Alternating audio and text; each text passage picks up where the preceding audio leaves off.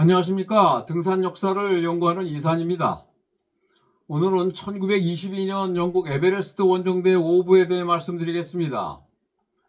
1차, 2차 공격이 실패한 후 원정대장 찰스 브루스와 대원들 간의 베이스 캠프에서 무슨 의견 충돌이 발생했는지 모르지만 부대장 에드워드 스태트 중령과 책임 닥터 토머스 롱스태프, 인도 측량국 소속 헨리 모세드 소령은 철수를 결정하고 베이스 캠프를 떠나버렸습니다.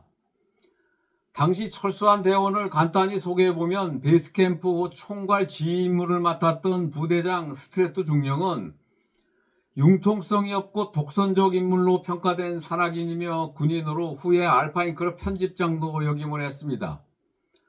대장 브루스도 스트레트를 별로 좋아하지는 않았습니다.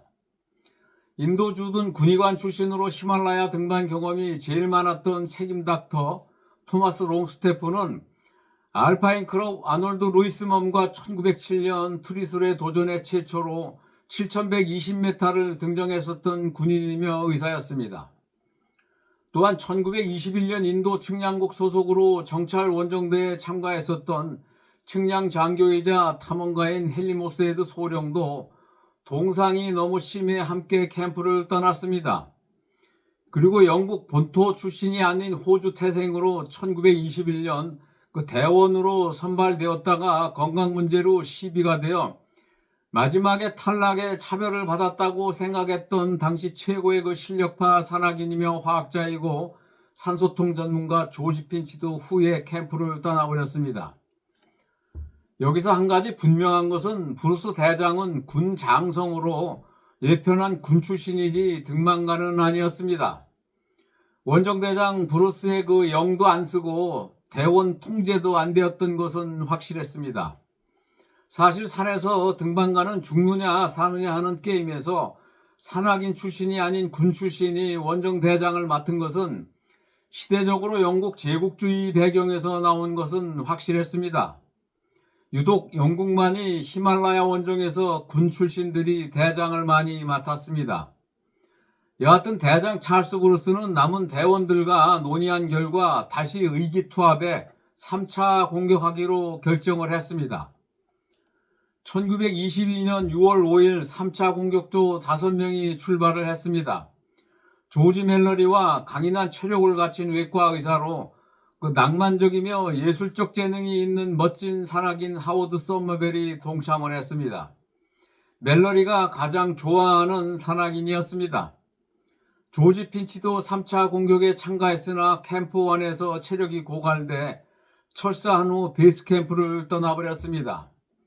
이번 원정의 수송을 담당한 콜린 크로포드도 참가를 했습니다. 그는 알파인 클럽 회원으로 1920년 헤럴드 레이번과 함께 칸첸중과 정찰 원정에 참가했었던 인도 식민지 공무원 출신입니다. 46살의 의사 아서 웨이크필드가 3차 공격에 참가를 했습니다. 그는 영국인들의 암벽 등반 베이스 캠프인 레이크 디스트릭트에서 조지 멜러리와 함께 암벽 등반했었던 등반 동료였습니다. 이 팀은 포터들과 함께 캠프 3에 도착해 보니 45cm 정도의 많은 신설이 쌓여 있고 눈은 계속 내리고 있었습니다. 본격적으로 몬순이 시작되었습니다. 다음 날인 6월 6일도 많은 눈이 계속 내렸지만 눈을 굳히는데 하루를 더 캠프에서 보냈습니다.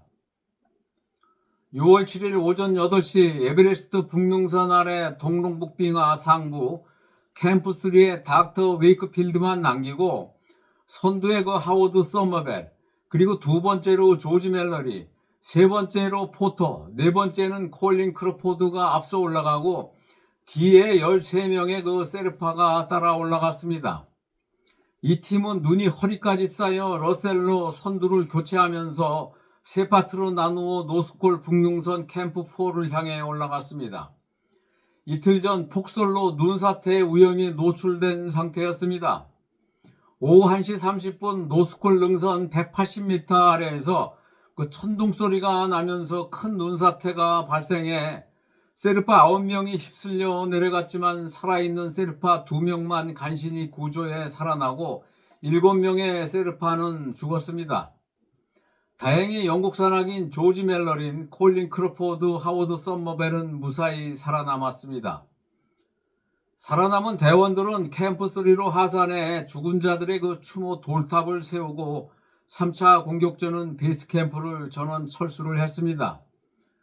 베이스 캠프에서 대장 브루스는 7명의 그 세르파 죽음에 대해 아시아인의 그 운명적 관점에서 볼 때 신의 그 뜻으로 받아들일 것이라고 말을 했습니다. 그리고 라마승 주지를 찾아가 죽은 자를 위해 기도해달라고 은화 15개를 주었습니다. 브루스는 우리 그 원정대는 성공적인 등반이 아니다 라고 말하고 철수를 결정했습니다. 한편 몬순도 다가오고 대원들도 지쳐 있는데 무슨 이유로 3차 공격을 무리하게 시도했느냐에 대해 그 대장 브루스에게 많은 그 의문을 제기했었습니다. 이 의문에 대해 당시 조지 멜러리와 조지 핀치가 다시 도전해보자고 계속 설득해 대장 브루스가 결심했을 거라고 추측을 했었습니다. 3차 공격조 논사태 사건으로 세르파 7명 죽음에 대해 멜러리의 그 전술적 판단 실수라고 말들이 많았습니다.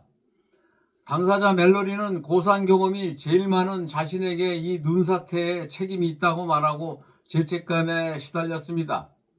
세르파의 그 친족들도 롱북사원 그 라마승은 인간의 그 실수가 아니라 운명이다 라고 말하고 멜러리를 용서해 주었습니다.